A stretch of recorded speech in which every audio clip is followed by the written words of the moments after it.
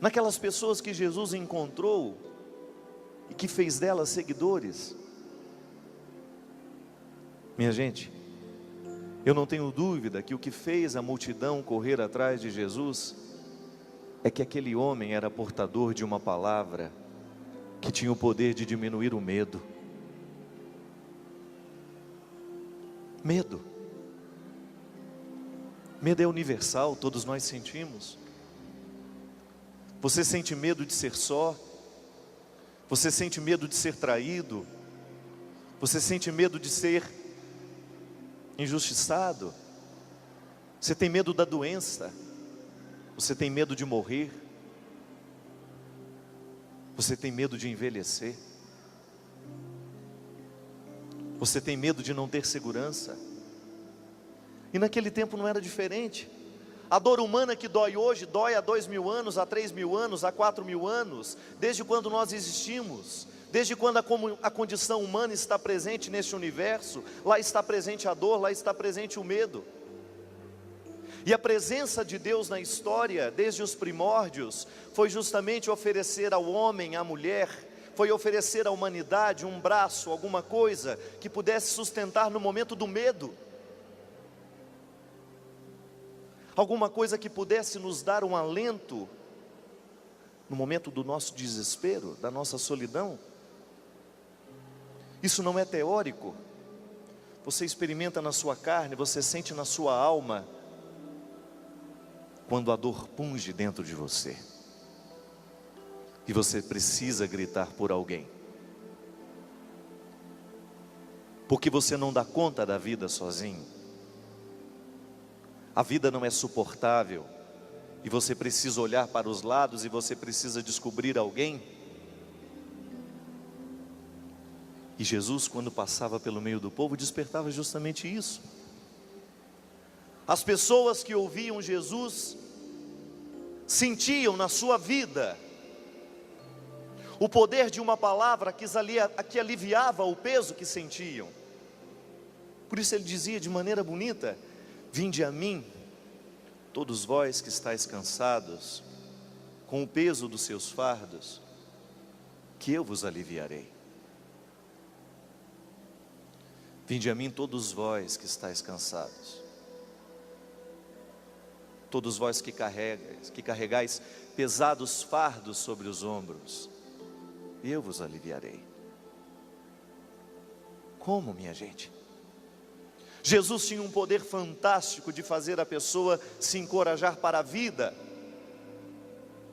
Olhe para o medo dos grandes apóstolos, dos grandes homens, das grandes mulheres da história cristã.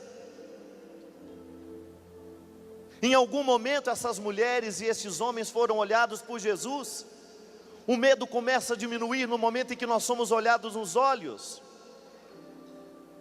Se você está perdido no meio da multidão, o que mais lhe assusta é você não ter um olhar onde você fixar o seu. A psicologia nos ensina que quando nós somos olhados de um jeito certo, cresce dentro de nós a crença em nós mesmos. É por isso que se você solta uma criança no meio de uma multidão que ela não conhece, ela vai ficar desesperada, ela não tem onde colocar o olhar.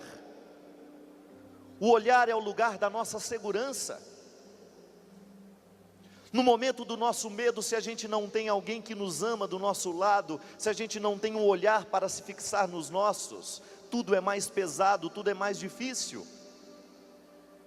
Você deve se recordar dos momentos em que a vida foi pesada para você, e naquele momento, na notícia daquela morte, na notícia daquela tragédia, na notícia daquela traição, daquele fracasso, o que você mais queria era alguém que você pudesse colocar os seus olhos.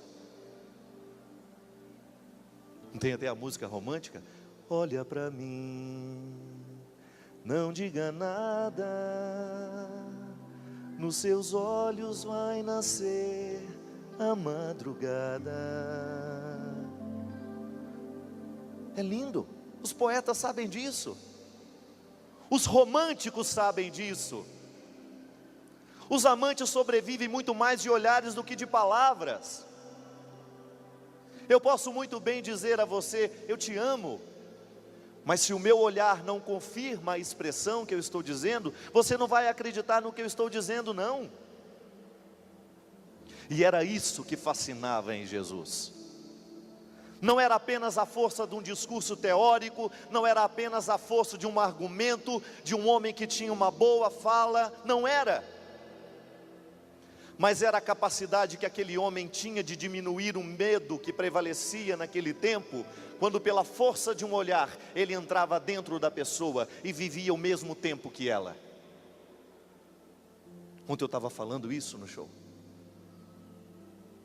E eu me iluminei com essa verdade que eu nunca tinha pensado sobre isso. Amar é viver o tempo do outro. Essa frase eu já tinha falado. Mas o desdobramento dela ontem à noite para mim foi lindo, porque foi uma revelação de Deus naquele momento, minha gente. E você vai entender. Eu estava dando o exemplo da minha mãe que está velha. Velhinha.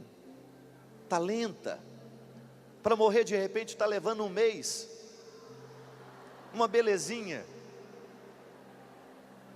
O velho tem um tempo diferente nosso.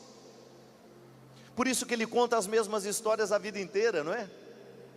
Ele está num tempo diferente. Ele não tem a mesma intensidade de acontecimento que nós temos. Por isso ele se repete. Eu ando depressa, minha mãe não. De vez em quando preciso olhar para trás para saber onde ela está. Não vai no mesmo ritmo que eu. E seria ingrato da minha parte querer que ela andasse no meu tempo. Seria ingrato.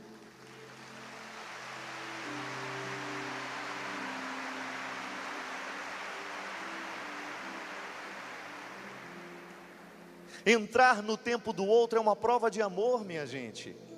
Minha mãe é lenta, eu não sou.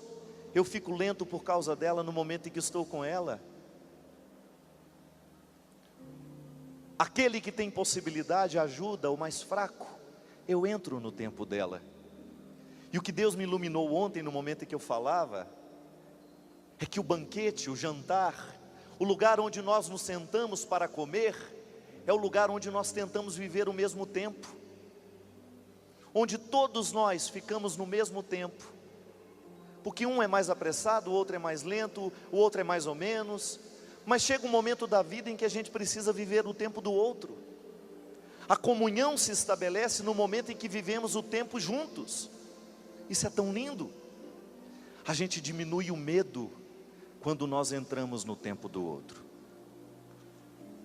Se de repente você está devagar e você está com medo, alguém segura na sua mão e diz: não se preocupe, eu vou ficar do seu lado. Aí você fala: mas você não tem que ir? Ela diz: eu tenho que ir, mas eu decidi que vou ficar com você. Diminui o medo. Entrou no seu tempo. Viu você como você é. Aceitou a sua lentidão. Fez pacto com a sua pessoa naquele momento em que não dispensou você, mesmo que ela tivesse tanta coisa para fazer. Me escuta um minuto? É possível? E você tão apressado, tão cheio de coisas, para e escuta o que ela tem a dizer. Olha para mim, não diga nada, nos seus olhos vai nascer a madrugada. Por que a madrugada? Porque na madrugada o nosso metabolismo está mais lento. Isso é, quem dorme, né? Quando você começa a dormir, você entra no tempo do descanso. A sabedoria do corpo, minha gente. Aquilo que trabalhou o dia inteiro, que ficou agitado o tempo todo, que comeu o tempo todo, que fez digestão, que fez isso, que fez aquilo, jogou sangue, fez lá. O corpo se dá o direito de ficar lento. É madrugada.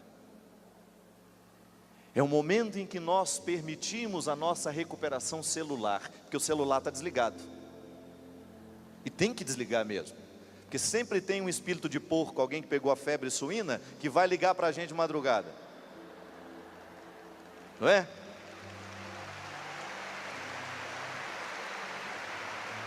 Tem uma amiga que adora ligar.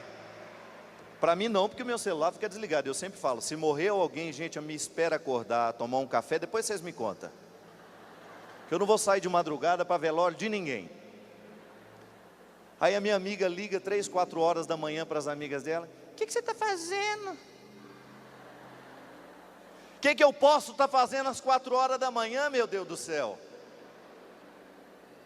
Estou vivendo o período da madrugada, que é o momento da lentidão, o momento em que o meu tempo é devagar. Por isso que a medicina nos ensina que o sono é um momento da reposição da saúde, é o momento que você emagrece, é o momento que você volta à saúde. Claro, se você não comeu uma picanha à noite, 3 quilos de macarrão, você vai emagrecer à noite.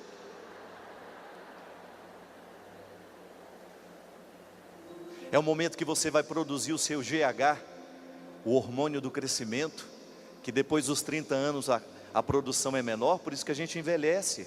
O GH é que mantém a gente jovem. Quanto mais você vive bem, maior é a sua produção de GH. A medicina nos ensina que para a gente produzir o GH, sobretudo depois dos 30, a gente tem que fazer esforço para viver bem, não se entupir de carboidratos à noite antes de dormir. Por quê? É o momento em que meu organismo vai reagir contra a velhice, contra os radicais livres. A madrugada é o tempo do metabolismo lento. Olha para mim, não diga nada, nos seus olhos vai nascer a madrugada. Talvez por isso a ressurreição tenha sido de madrugada. A ressurreição de Jesus é uma notícia que se dá na madrugada, no momento em que a vida é lenta. Na correria ninguém vai poder compreender a ressurreição. Na correria ninguém vai poder encontrar o outro. Na correria ninguém vai poder livrar-se dos medos. Porque é justamente a correria que nos coloca na perspectiva do medo, quando nós não temos mais alguém para olhar nos olhos, porque o tempo não nos permite. Quando a nossa solidão vai se avolumando dentro de nós, porque nos falta tempo para a gente estar uns com os outros, com qualidade.